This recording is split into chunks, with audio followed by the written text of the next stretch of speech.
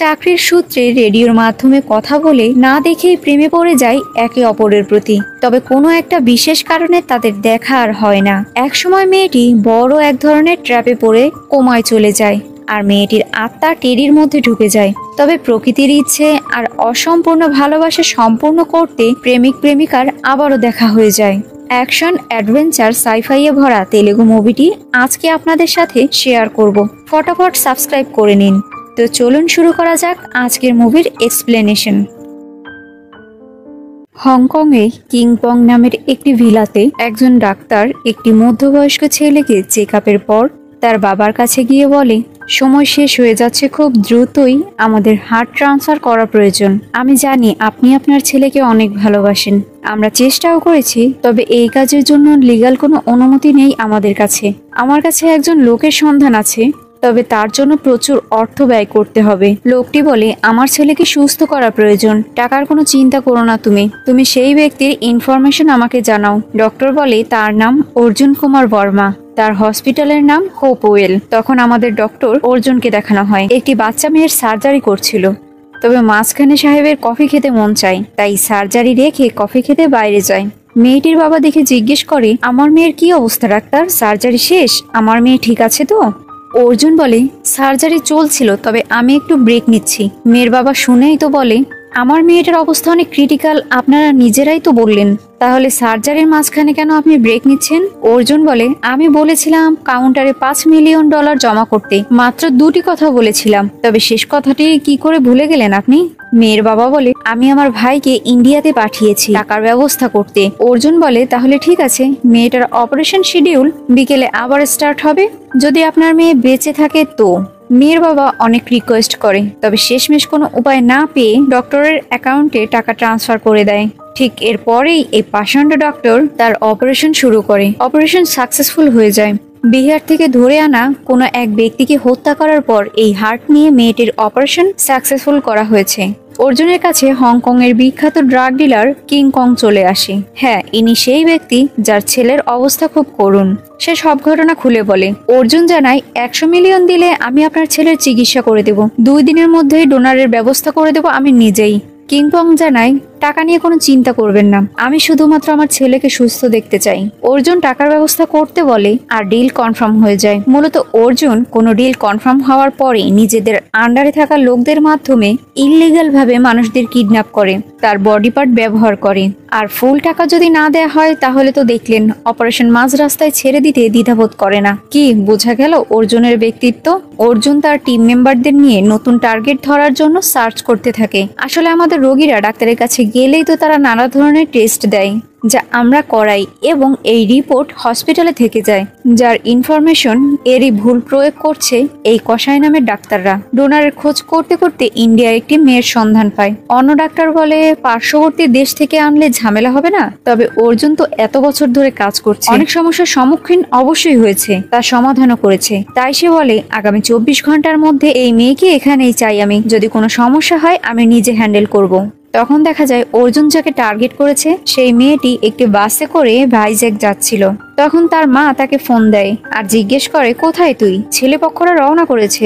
মেয়েটি জানায়, মা আমি আসছি না, আমি তাকে সত্যিটা বলতে চাই, আমার জীবনের এত সুন্দর একটা স্মৃতি আমি মুছে ফেলতে পারবো না মা, চিন্তা করো না, কাল সকালেই আমি ফিরে আসবো। ফ্ল্যাশব্যাকে আমাদের দেখানো হয় এয়ারপোর্টে পল্লবীর আজ চাকরির প্রথম দিন। সে খুব নার্ভাস ফিল করছিল, তবে তার কলিগ তাকে টেনশন ফ্রি থাকতে বলে।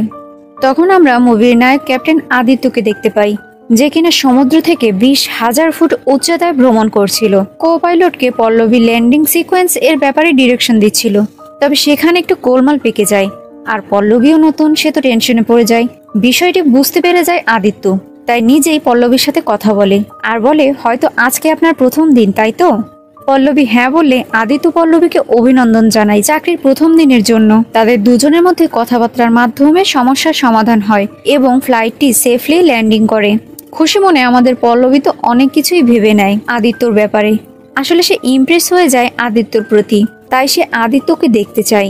এবং তাকে ধন্যবাদ জানাতে চায়। তবে প্রথমে কোপাইলটকে দেখে মনে করে এর সাথেই হয়তো পল্লবী যোগাযোগ করেছিল, তাই তো পল্লবীর মন ভেঙে যায়। তবে পরক্ষণেই রাজকুমারের মতো এন্ট্রি হয় আদিত্যর। পল্লবীর কলিগ তাকে জানায় একটু আগে যে গিয়েছে তিনি কো-পাইলট ছিল, আর এই হচ্ছে আমাদের ক্যাপ্টেন। বাস আর কি, ম্যাডামের মনে তো লাড্ডু ফুটতে শুরু করে। চাকরির সূত্রে তাদের মধ্যে কথা হয়, আস্তে আস্তে দুজনের একে অপরের জন্য ফিলিংস তৈরি হতে থাকে। তবে এখনো আদিত্য পল্লবীকে চেনে না। এরপরে আদিত্য পল্লবীর জন্য একটি বড়সড় টেডি পাঠায়। যেহেতু পল্লবীর নাম জানে না, সেহেতু টেডিতে আদিত্য এটিসি লিখে দেয়। একদিন ল্যান্ডিং শেষে আদিত্য জিজ্ঞেস করে, হেই এটিসি, তোমার নাম তো জানা হলো না? পল্লবী বলে, এটিসি নামটি ঠিক আছে আমার জন্য। পল্লবীর কলিগ বিনোদিনী বলে, এভাবে কতদিন কথা বলবি? একদিন না একদিন তো দেখা করা প্রয়োজন। তবে পল্লবী বলে, হয়তো কোনো একদিন ম্যাজিক্যাল ভাবে আমাদের দেখা হয়ে যাবে, আমি সেই অপেক্ষায় না হয় করি। সিন বর্তমানে চলে আসে। বাসের প্যাসেঞ্জারের মধ্যেই এক গুন্ডা ফোন দিয়ে বলে, ভাই সেই মেয়েটি আমার চোখের সামনেই রয়েছে। এরপরই এই বুড়ি কাকিমা এসে তার গলায় ছোট্ট একটি ইনজেকশন পুশ করে। ব্যাস, পল্লবী তো সেখানেই বেহুশ। ঠিক তখনই বাসের পাশ থেকে অ্যাম্বুলেন্স যাচ্ছিল। গাড়ির প্যাসেঞ্জাররা এবং তার মধ্যে থাকা গুন্ডারা সবাই মিলে অ্যাম্বুলেন্সে তুলে দেয় পল্লবীকে। আসলে ওই মুহূর্তে অ্যাম্বুলেন্স পাশ থেকে যাওয়াও একটা ট্র্যাপ ছিল, যেটা সাধারণ জনগণের ধারণারও বাইরে। একটা বাচ্চা মেয়ে পল্লবীর টেডিটি অ্যাম্বুলেন্সে উঠিয়ে দেয়। কোনো এক সময় পল্লবী টেডির হাতটি শক্ত করে ধরে রাখে। এরপরে পল্লবীকে একটি হসপিটালে আনা হয়। পল্লবীকে নিয়ে যাচ্ছে, আর তার সাথে পল্লবীর হাতে আটকে থাকা টেডিটি ফ্লোরে ঘষতে ঘষতে চলে যাচ্ছে। একজন নার্স পল্লবীর হাত থেকে টেডি নিয়ে বাহিরে ফেলে দেয়। অন্যদিকে পল্লবীর খানিকটা হুঁশ আসলে সেখান থেকে সে চলে যেতে চাইলে নার্স তাকে আটকে ধরে। পল্লবী বাঁচার এবং সাহায্যের জন্য অনেক চিৎকার করে, তবে কোনো লাভ হয় না। নার্সের আঘাতের ফলে পল্লবী সেখানে জ্ঞানহারা হয়ে যায়। নার্স তাকে ইনজেকশন পুশ করে, সাথে সাথেই পল্লবীর অবস্থা আরো খারাপ হতে থাকে। পল্লবীর মা অর্থাৎ কাকিমাও তার মেয়ের কোনো খোঁজ খবর না পেয়ে টেনশনে সৃষ্টিকর্তার কাছে তার মেয়ের জন্য প্রার্থনা করতে থাকে। সৃষ্টিকর্তার রহমতে, মায়ের দোয়ায় আর অসম্পূর্ণ ভালোবাসা ফিরে পেতে পল্লবীর আত্মা আবারও টেডির মধ্যে ঢুকে যায়। যেহেতু পল্লবীর আত্মা টেডির মধ্যে ঢুকেছে, তাই আমরা টেডিকে পল্লবী নামেই ডাকবো। হুঁশ ফিরলে পল্লবী বলে, এটা তো আমার শরীর নয়, আমার সাথে এসব কি ঘটছে? এই বলেই হসপিটালের ভেতর ঢুকতে যায়। তখনই দেখতে পায় একদল নার্সরা একটি অ্যাম্বুলেন্সে করে তার বডি নিয়ে যাচ্ছে। পল্লবী অ্যাম্বুলেন্সের পিছে পিছে দৌড়াতে থাকে আর বলতে থাকে, আরে তোমরা আমার বডি কোথায় নিয়ে যাচ্ছ? তবে মাঝ রাস্তায় সে পড়ে যায়। পল্লবী আশেপাশে ঘুরলেই দেখে একটা ছোট্ট বাচ্চা গেমস খেলছে। তার কাছে গিয়ে বলে, এ বাবু, তোমার ফোনটা আমাকে ব্যবহার করতে দেবে? প্রথমে বাচ্চাটা টেডি ভেবে সেভাবে পাত্তা দেয় না।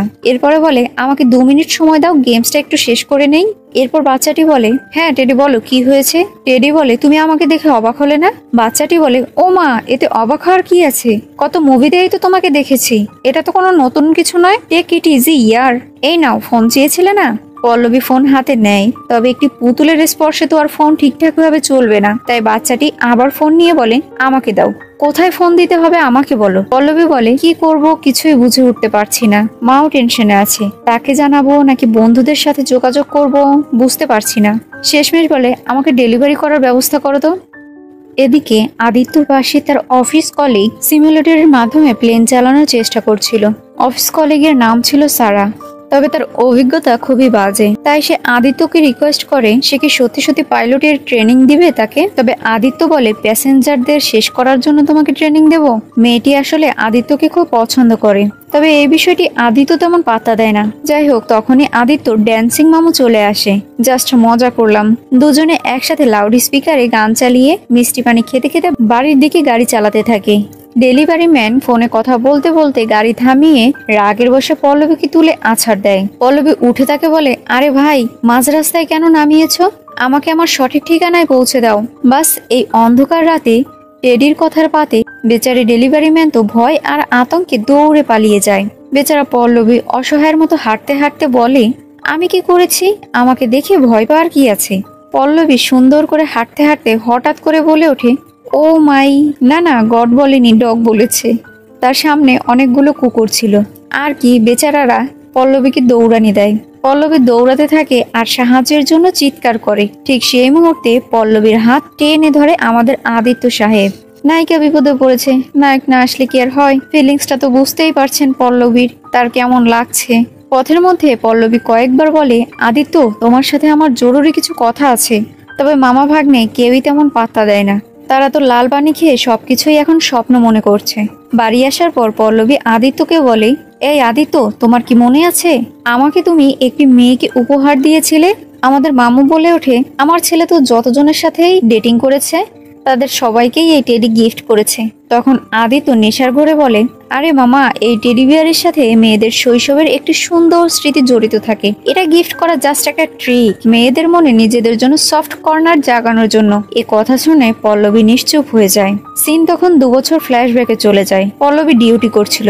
অফিস রুমে সকলেই পল্লবী আর তার বান্ধবীকে রেখে 15 মিনিটের ব্রেক নেয়। প্লেন ল্যান্ডিং এর ডিরেকশন দেওয়ার সময় আদিত্য পল্লবীকে অফার করে পরদিন কফি ডেটে যাওয়ার জন্য, আর পল্লবী খুশি মনে রাজি হয়ে যায়। তবে আজকের প্লেনের যাত্রীরা সবাই ছোট ছোট বাচ্চারা ছিল। যাই হোক, বিনোদিনী কফি আনতে যায়, তবে মাঝপথে তার পা পিছলে সে পড়ে যায়। এটা দেখে তো পল্লবী চিৎকার করে তার স্থান থেকে দ্রুত বিনোদিনীকে সাহায্য করতে চলে আসে, কেননা বিনোদিনী প্রেগনেন্ট ছিল। অন্যদিকে আদিত্য ল্যান্ডিং এর ইনফরমেশন নেয়ার জন্য ফোন কলে এটিসি অর্থাৎ পল্লবীকে ডাকতে থাকে বারবার। তার কোনো সারা শব্দ না পেয়ে সে সামনে এগোতে থাকে। পল্লবীর কাছে আরো লোকজন আসলে তখন পল্লবীর হুঁশ আসে, সে তো সম্পূর্ণ ল্যান্ডিং ডিরেকশন ক্যাপ্টেনকে দেয়নি। তাই দ্রুত সেখানে গিয়ে আদিত্যকে বলে আশেপাশে কোনো এক সাইড থেকে যেতে, রাস্তার মোড় ঘোরাতে। আর বিরাট এই সমস্যার সম্মুখীন করার জন্য পল্লবী আদিত্যর কাছে ক্ষমা চাইতে থাকে। তবে আদিত্য পল্লবীকে ভরসা দেয় আর মনের সাহস নিয়ে সামনে এগোতে থাকে। একটুর জন্য অপর প্লেনের সাথে মারাত্মকভাবে অ্যাক্সিডেন্ট হওয়ার হাত থেকে বেঁচে যায় সকলেই। পরের দিন একই ক্যাফেতে দুইজন দুই কর্নারে। কারোই মন মানসিকতা ফুলফিল ভালো ছিল না গত রাতের ঘটনার জন্য। পল্লবী অবশেষে আদিত্যর সাথে সাক্ষাৎ করতেই যাবে, ঠিক সেই মুহূর্তে দুজন লোক এসে আদিত্যকে বলে, আমরা জানি এবং বিশ্বাস করি তুমি খুব ভালো একজন পাইলট। তোমার রক্তে অ্যালকোহলের পরিমাণ পাওয়া গেছে, যার জন্য এয়ারলাইনের লোকেরা তোমার উপর ক্ষিপ্ত হয়ে আছে আর তারা তোমাকে সাসপেন্ড করার প্ল্যান করছে। আদিত্য বলে, আমি 200টি মানুষের প্রাণ বাঁচিয়েছি, এরপরেও কিভাবে এই বিষয়টা নিয়ে ঝামেলা করতে পারে তারা? ঝামেলাটা মূলত গতকাল রাত্রের কাহিনীর পর থেকেই ঘটেছে। লোকগুলো কথা বলে চলে যায় আর আদিত্য এটিসির অপেক্ষায় বসে থাকে। তবে এই অবস্থায় পল্লবী কিভাবে আদিত্যর সাথে দেখা করবে তার মনের মধ্যে দ্বিধাদ্বন্দ্ব কাজ করে, কেননা কালকে পল্লবীর ভুলের জন্যেই আদিত্যর জীবনে এত বড় বিপদ নেমে এসেছে। পরে পল্লবী সেখান থেকে চলে যায়, যার সময় তাদের দুজনের চোখে চোখ পড়েছিল। তবে আদিত্য তাকে চিনতে পারেনি। এই ঘটনা আবার সেই ছোট্ট বাচ্চা ছেলেটি চিন্টুকে বলছিল পল্লবী। চিন্টু বলে, যেহেতু কখনো দেখা হয়নি, ফোনেও কথা হয়নি, শুধুমাত্র রেডিওতে কথা হয়েছে, তাহলে তোমাদের প্রেমের কাহিনীটা অনেক স্পেশাল। বাচ্চাটি বলে, আমার মনে হয় আদিত্য পল্লবীকে এখনো ভালোবাসে। পল্লবী বলে, আমার বিশ্বাস হয় না। চিন্টু বলে, বিশ্বাস করো, এটা সত্যি। আমার হাতে খুব কম সময়, কেননা পেসমেকার ছাড়া আমার হার্ট খুব ভালোভাবে কাজ করে না। আমার পিতামাতা আশাবাদী একদিন আমার জন্য একজন ডোনার অবশ্যই খুঁজে পাওয়া যাবে। তারা বিশ্বাস করে, সেই জন্যই তারা শেষ পর্যন্ত চেষ্টা করে যাচ্ছে। তাই তোমাকেও তোমার ভালোবাসার উপর শেষ পর্যন্ত বিশ্বাস এবং ভরসা রাখতে হবে। আগে তুমি তোমার দেহটা খুঁজে বের করো, এরপরে এসব ঘটনা আদিত্যকে বলে দিও। কে জানে, হয়তো আদিত্য এখনো পল্লবীর আশায় বসে আছে। তখন পল্লবী মনে মনে আদিত্যর কথা মনে করে। সে বলেছিল, তুমি আমি একসাথে থাকলে আমাদের রাস্তায় যত সমস্যাই হোক না কেন, সব সময় আমি তোমার পাশেই থাকবো, প্রমিস। হোপওয়েল হসপিটালে পল্লবীকে আনা হয়। এই খবর অর্জুনের কাছে পৌঁছে যায়। অর্জুন বলে, এরপরে আমি আর কোনো ভেজাল চাই না। ওকে কোমায় রাখার জন্য ওর মুখে সবসময় ফেন্টানাইল মাস্ক দিয়ে রাখো। অর্জুনের এইসব কালোবাজারি আর সকল ইনফরমেশন কোনো এক ব্যক্তি কালেক্ট করছিল। তবে তার কপাল খারাপ, তাই অর্জুনের হাতে ধরা খেয়ে যায়। লোকটি নিজেকে বাঁচানোর চেষ্টা করে, তবে অর্জুন একটি ছুরির সাহায্যে তার 2 হাতের রক কেটে দেয়। লোকটি সেখানেই মারা যায়। পরদিন সকালে পল্লবী আদিত্যকে ডাকতে থাকে। তবে আদিত্য পল্লবীর কথা শুনে জোরে জোরে চিৎকার করে বলতে থাকে, মামু, বলেছিলাম না আমি একদিন ঠিক নষ্ট হয়ে যাব? আমি শেষ মামু, এসব কি দেখছি আমি? অন্যদিকে মামু এসে এসব কাহিনী দেখে বলে, মামু, তুই কি একাই নষ্ট হয়েছিস? মনে হচ্ছে আমিও নষ্ট হয়ে গিয়েছি। না হলে কি আর এইসব ভুলভাল চোখে দেখি? পল্লবী তো এদের কাউকে বুঝাতে না পেরে অবশেষে রাগের বশে লাল পানির বোতল ফেলে দেয়। ইস, আদিত্য আর তার মামার তো কলিজাটা ছিঁড়ে যায়। তারা বলে ওঠে, বিদেশি জিনিস ছিল এটা। অবশেষে সব কথাবার্তা শুনে তারা সকলে মিলে আন্ধারা প্রদেশে যায়। সেখানে সাইকিয়াট্রিস্ট এবং আফটার লাইফ এক্সপার্ট ডক্টর রেবাতির সাথে তারা কথা বলে। রেবাতি বলেন, অস্ত্রোপচারের পর যখন রোগীরা কোমায় চলে যায় তখনও তারা সবকিছুই অনুভব করতে পারে। প্রায় রোগীরা কোমা থেকে বের হয়ে কোমায় থাকাকালীন তার সাথে ঘটে যাওয়া সমস্ত কিছুই মনে করতে পারে। এটা হচ্ছে অ্যাস্ট্রাল প্রজেকশন। এ কথা বিশ্বাস করানোর মতো আমার কাছে কোনো প্রমাণ নেই। আমি প্রমাণ জোগাড়ের চেষ্টায় আছি। দুষ্টু পল্লবী নেমেই বলে, আরে ম্যাডাম, আমি নিজেই তো একটা প্রমাণ। চলো মামাজি, এখান থেকে যাই। অন্যদিকে তারা এক আধ্যাত্মিকের সাথেও কথা বলে। তবে আধ্যাত্মিক অনেক কথাই বলে। সবচেয়ে গুরুত্বপূর্ণ কথা ছিল, যদি টেডির শরীর থেকে আত্মাটি আবারও নিজ শরীরে ফিরে আসে তাহলে এই সকল কিছুই তার আর মনে থাকবে না। এরপর তারা তিনজনে মিলে পল্লবীর বাড়িতে যায়। সেখানে প্রতিবেশীর কাছ থেকে জানা যায় তার বাবা মা চার্জে গিয়েছে। চার্জে যাওয়ার পর তারা সকলেই দেখতে পায় পল্লবী মনে করে অন্য কারো বডি পল্লবীর বাবা মা দাফন করছে। বাবা মা তো কান্নায় ভেঙে পড়েছে। তাদের একমাত্র মেয়ে পৃথিবীতে আর নেই। লোকমুখে শোনা যায় ট্রেন অ্যাক্সিডেন্টে তাদের মেয়ে মারা গিয়েছে। তারা মুখ ও শরীর শনাক্ত করতে পারেনি। শেষবারের মতো মেয়েটিকে দেখতেও পারেনি তারা। এসব কিছু চোখের সামনে আদিত্য দেখে তারও মনটা ভেঙে যায়। তখন দেখা যায় মামু পল্লবীর কাছে গিয়ে বলছে, তুমিই এটিসি তাই না? আসলে পূর্বে আদিত্যকে ছেড়ে যাওয়ার পর মামা পল্লবীর সাথে যোগাযোগ করেছিল। পল্লবী বিষয়টা তাকে বোঝায় যে আমার জন্যই ওর এত বড় একটা ক্ষতি হয়েছে, তাই আমি ওর মুখোমুখি হতে পারবো না মামা। মামা তখন পল্লবীকে বলে, দেখেছো, পরিবেশ, পরিস্থিতি এবং প্রকৃতি সবকিছুই তোমাদের আবারও একই রাস্তায় নিয়ে এসেছে। আমার বিশ্বাস এই অবস্থায় আদিত্য তোমাকে না চিনলেও ঠিক তোমাকে সাহায্য করবে। টেডি বলে, যতক্ষণ না আমার আত্মা নিজের শরীরে ফিরে যাচ্ছে ততক্ষণ এই বিষয়টা আমি লুকিয়ে রাখবো মামা। আদিত্য পল্লবীর কাছে এসে বসলে পল্লবী বলে, এটা আমার শরীর না যেটা আমার বাবা মা দাফন করেছে। আমার অ্যাক্সিডেন্ট হয়নি, আমি কিডন্যাপ হয়েছি। তবে এই কথা এখন কেউই বিশ্বাস করবে না আদিত্য। আদিত্য বলে, যদি তুমি সত্যি বেঁচে থাকো আমি তোমার দেহ খুঁজে বের করব। তোমার কোনো ক্ষতি হতে দেব না। ছোটবেলায় প্লেন ক্রাশে আমার বাবা মা মারা গিয়েছে, যার জন্য আমি দৃঢ় প্রতিজ্ঞাবদ্ধ ছিলাম পাইলট হওয়ার। আমি চাই না কেউ দুর্ঘটনায় মারা যাক। প্রতিদিন আমি অনেক মানুষের জীবন নিরাপত্তার দায়িত্ব পালন করতাম। যখন আমি আমার চাকরিটা হারাই তখন মনে হয় যেন জীবনের সব আশা প্রত্যাশা শেষ হয়ে যায়। এরপরেই তুমি আমার লাইফে এন্ট্রি নিলে। আমার জীবনের মোড় তুমি নতুন করে ঘুরিয়ে দিলে। নিজের বাবা মাকে মৃত্যুর সময়ও শেষ দেখা দেখতে পারিনি আমি। তাই আমি চাই না তোমার বাবা মাও এই ধরনের পরিস্থিতিতে পড়ুক। যেভাবেই হোক আমি এর সমাধান খুঁজে বের করবই। এরপরে তারা সকলে মিলে প্ল্যানিং শুরু করে কিভাবে কি করা যায়। এক পর্যায়ে একজন সরকারি কর্মকর্তার থেকে জানা যায় এমন কাজ ডিএনএ রিপোর্ট মিথ্যেভাবে মিলিয়ে হাজারো ঝলসে যাওয়া বডি অন্যের পরিবারের নামে চালিয়ে দিচ্ছে। মনে শুধু একটি মাত্র প্রশ্ন থেকে যায়, এই কিডন্যাপকৃত বডি দিয়ে তারা কি করে? এরই মধ্যে আদিত্য পল্লবীর সাথে একটি সুন্দর বন্ধুত্বও হতে থাকে। পল্লবী মামুর সাথে প্রায় সময় অনেক মজা মাস্তি করে। আদিত্যর সাসপেনশন শেষ হয়ে গিয়েছে। পল্লবী তাকে কাজে ফিরে যেতে বলে, তবে আদিত্য বলে, আমার এখনো অনেক কাজ বাকি। এর মধ্যেই চিন্টুর নাম্বার থেকে ফোন আসে। রিসিভ করলেই দেখা যায় চিন্টুর মা পল্লবীকে বলে, চিন্টু আর এই দুনিয়াতে নেই। চিন্টু শেষকৃত্যে যাওয়ার পর জানা যায় 2 দিন পরেই ওর অপারেশন হওয়ার কথা ছিল।